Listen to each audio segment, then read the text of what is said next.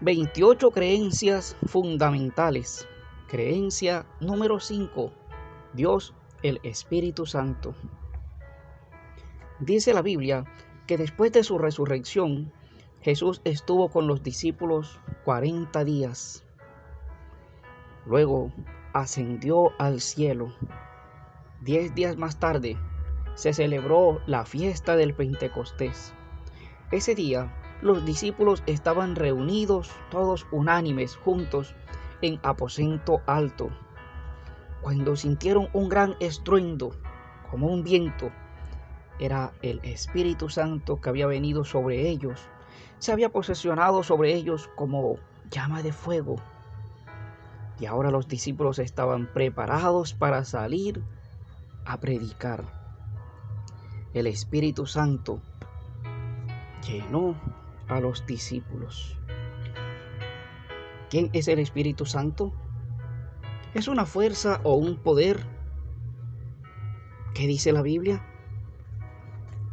La Biblia destaca algunas cualidades que nos enseñan en realidad quién es el Espíritu Santo. La Biblia no hay un solo texto que diga que es un poder. Tampoco hay un solo texto que diga que es una fuerza. Pero sí enseña algunas cualidades propias de una persona o de un ser. Dice la Biblia en el libro de Lucas, en el capítulo 12, versículo 12, porque el Espíritu Santo os enseñará en la misma hora lo que debáis decir. ¿Puede acaso una fuerza enseñar? No. Una persona o un ser sí puede enseñar. Dice la Biblia en el libro de San Juan, en el capítulo 16, versículo 8, y cuando Él venga, convencerá al mundo de pecado, de justicia y de juicio. ¿Puede acaso una fuerza o un poder convencer a otra persona o a una persona? Solo una persona puede hacerlo. No es una fuerza, no es un poder, es un ser. Dice la Biblia en el libro de Hechos, en el capítulo 13, versículo 2, ministrando estos al Señor y ayunando, dijo el Espíritu Santo: apartadme a Bernabé y a Saulo para la obra que los he llamado. ¿Puede acaso una fuerza o un poder o una influencia hablar? ¿Puede acaso una fuerza o un poder dirigir? Sin duda, el Espíritu Santo es un ser. Pero dice la Biblia en el libro de Génesis, en el capítulo 6, versículo 3. Y dijo Jehová: no contenderá mi espíritu con el hombre para siempre, porque ciertamente él es carne, mas serán sus días 120 años. Dios, previamente al diluvio, dijo: no contenderá mi espíritu con el hombre. 120 días después vino el diluvio. ¿Puede acaso una fuerza o un poder contender? Sin duda, el Espíritu Santo no es una fuerza, no es un poder, es un ser. Ahora nos preguntamos, ¿es el Espíritu Santo Dios? ¿El Espíritu Santo hace parte de la Trinidad o es un ser inferior? ¿Es el Espíritu Santo el mismo Jesús? Dice la Biblia en el libro de Hechos, en el capítulo 5, versículos 3 y 4. Y dijo Pedro: Ananías, ¿por qué llenó Satanás tu corazón para que mintieses al Espíritu Santo? Reteniéndola, ¿no te quedaba a ti? y vendida no estaba en tu poder? ¿Por qué pusiste esto en tu corazón? No has mentido a los hombres, sino a Dios. Ananías quiso mentirle al Espíritu Santo, pero Pedro le dijo: no has mentido a los hombres, le has mentido a Dios. Con esto enseñando que el Espíritu Santo es Dios. El Espíritu Santo hace parte de la Trinidad, el Padre, el Hijo y el Espíritu Santo. No es un ser inferior. ¿Es el mismo Jesús? Algunos piensan o enseñan que el Espíritu Santo es el mismo Jesús. Otros piensan que es el Espíritu Santo que se hizo carne y se hizo humano. Pero ¿qué dice la Biblia? ¿Son acaso Jesús y el Espíritu Santo la misma persona? Dice la Biblia en el libro de San Juan, en el capítulo 14, versículo 16: y yo rogaré al Padre y os dará otro consolador para que esté con vosotros para siempre. En este texto encontramos las tres personas. Dice Jesús: y yo rogaré al Padre. Va Jesús, va el Padre, para que os dé otro consolador. ¿Quién es ese otro consolador? Sin duda es el Espíritu Santo. ¿Cómo sabemos que es el Espíritu Santo? El versículo 26 dice: mas el Consolador, el Espíritu Santo, a quien el Padre enviará en mi nombre, Él os enseñará todas las cosas y os recordará todo lo que yo os he enseñado. Aquí nuevamente encontramos la intervención de los tres. El Espíritu Santo como el Consolador viene de parte del Padre en nombre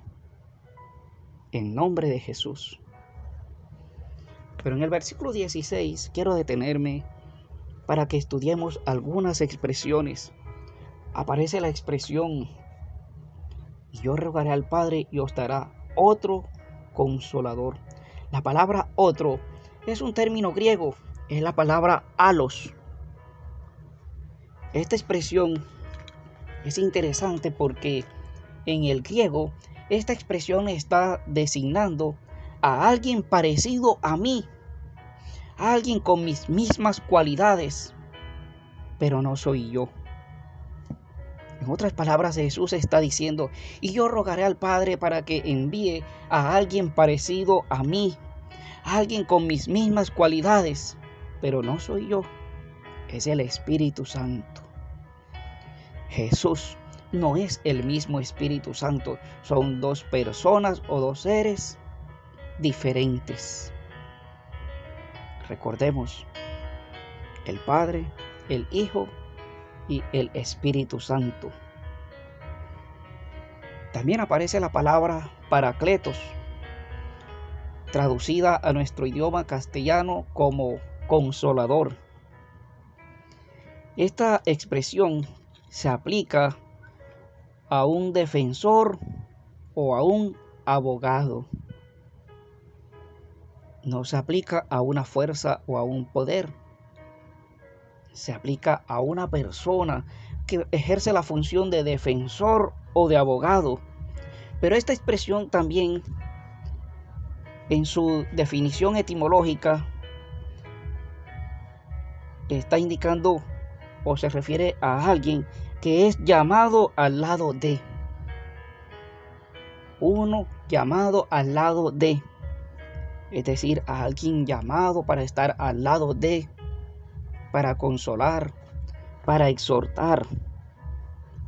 Y ese es el Espíritu Santo, el que está al lado de la iglesia, el que dirige la iglesia en la ausencia de Jesús. Recordemos que Jesús ascendió a los cielos, pero el Espíritu Santo fue derramado o enviado acá a la tierra.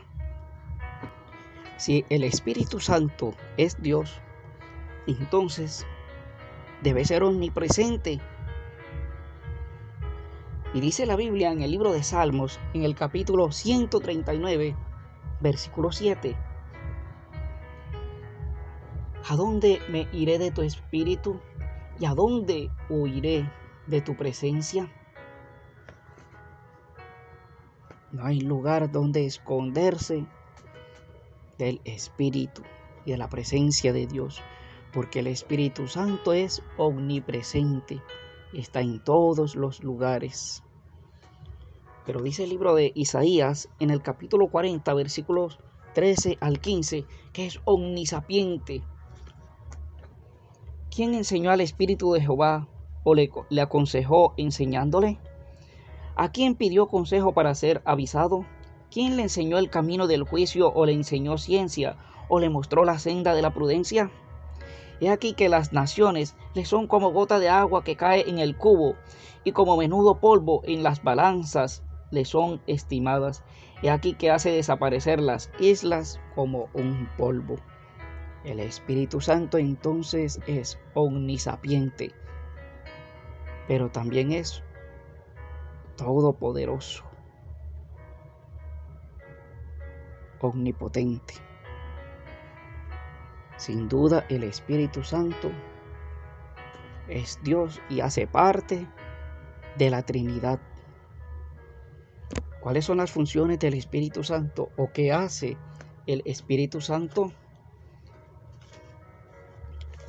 Dice la Biblia en el segundo libro de Pedro, en el capítulo 1, versículo 21, porque nunca la profecía fue traída por voluntad humana, sino que los santos hombres de Dios hablaron siendo inspirados por el Espíritu Santo. El Espíritu Santo utilizó a cada uno de esos santos hombres de Dios que escribieron la Biblia, les inspiró. Pero además de eso, dice 1 Corintios en el capítulo 12, versículos 4 y 11, que aparte de inspirar las escrituras, también reparte dones a la iglesia. Ahora bien, hay diversidad de dones, pero el Espíritu es el mismo. Versículo 11, pero todas estas cosas las hace uno y el mismo Espíritu, repartiendo a cada uno en particular como Él quiere. El Espíritu Santo da dones a su iglesia. ¿Qué otra función cumple el Espíritu Santo? Dice la Biblia en el libro de San Juan, en el capítulo 16, versículo 8. Cuando Él venga, convencerá al mundo de pecado, de justicia y de juicio. Cuando hacemos algo indebido, nos llama, nos hace ver que eso que hicimos estuvo mal hecho. Es el que nos llama y nos toca el corazón, toca nuestra conciencia y nos hace reconocer que hemos pecado, que hemos herido a Dios, que hemos herido a nuestras familias. Pero el Espíritu Santo nos lleva entonces a Dios, nos lleva a pedirle perdón si le hemos ofendido. Nos lleva al arrepentimiento y a pedirle perdón al Señor por haber cometido adulterio. Llama al arrepentimiento y nos lleva al Señor a pedirle perdón si hemos robado, si hemos engañado, si hemos mentido. Si en nuestro corazón hay odio, hay resentimientos, hay celos. Es el Espíritu Santo el que nos lleva a reconocer nuestro pecado y nos lleva a Dios.